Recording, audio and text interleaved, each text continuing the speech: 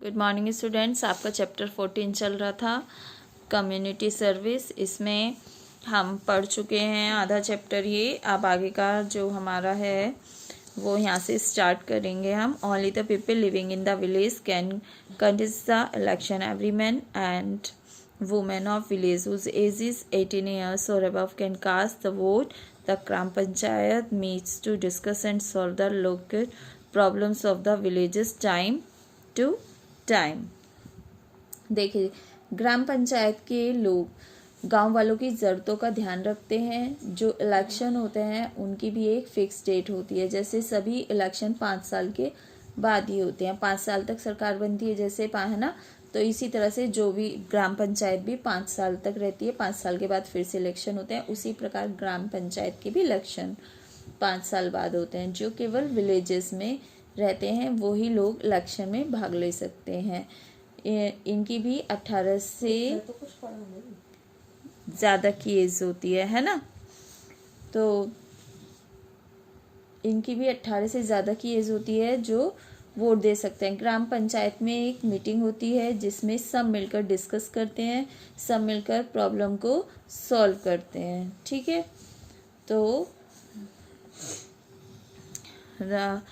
Sarpanch as the responsibilities of, तो जो ग्राम पंचायत होती है जो उसका मेन होता है वो होता है सरपंच। तो उसकी भी अपने गांव के प्रति कुछ रिस्पॉन्सिबिलिटी होती हैं। तो वो रिस्पॉन्सिबिलिटीज़ क्या होती हैं? Looking after street lights, construction and repair work of the roads in the villages and also the villages markets, fairs, festivals and celebrations. तो वो जो कंस्ट्रक्शन वर्क होता है, जैसे सड़कें बनवाना, सड़कों पर लाइट्स लगवाना, और विलेजेस में और जैसे मार्केट, मेला वगैरह लगता है, फेस्टिवल्स होते हैं, उनका सेलिब्रेशन होना, ये सब क्या सरपंच के ही जिम्मे होता है। वही सब कुछ देखता है, सारे अरेंजमेंट्स वही करवाता है। Keeping A record of birth, deaths and marriages in the villages, looking after public health and hygienic by providing facilities for sanitization and drinking water, providing for education, implementing development since our agriculture and animal husbandry.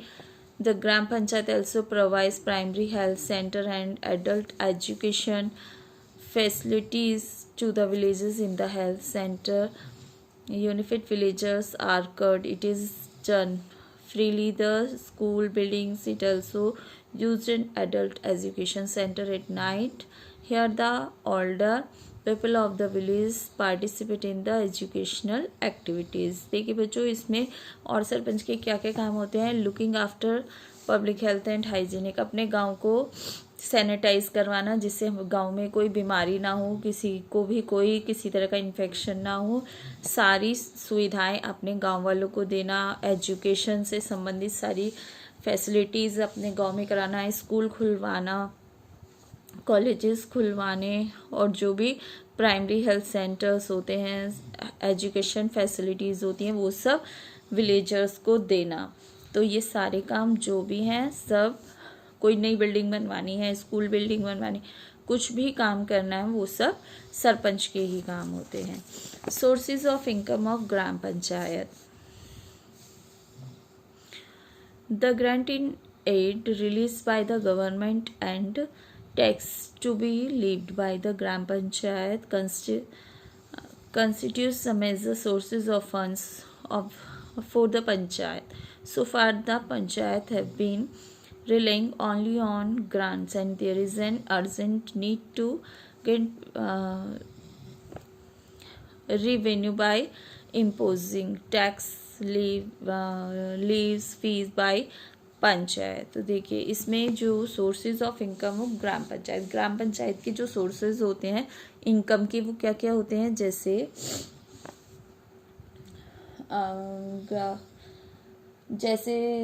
Government जो भी सहायता के लिए गांव में जो भी देती है, टैक्स लगाती है, या जो भी एक मेजर सोर्स है जो उन्हें मिलता है। बहुत दूर दूर तक भी पंचायत रिप्लाई करती है जब उन्हें अर्जेंट नीड्स होती हैं, तो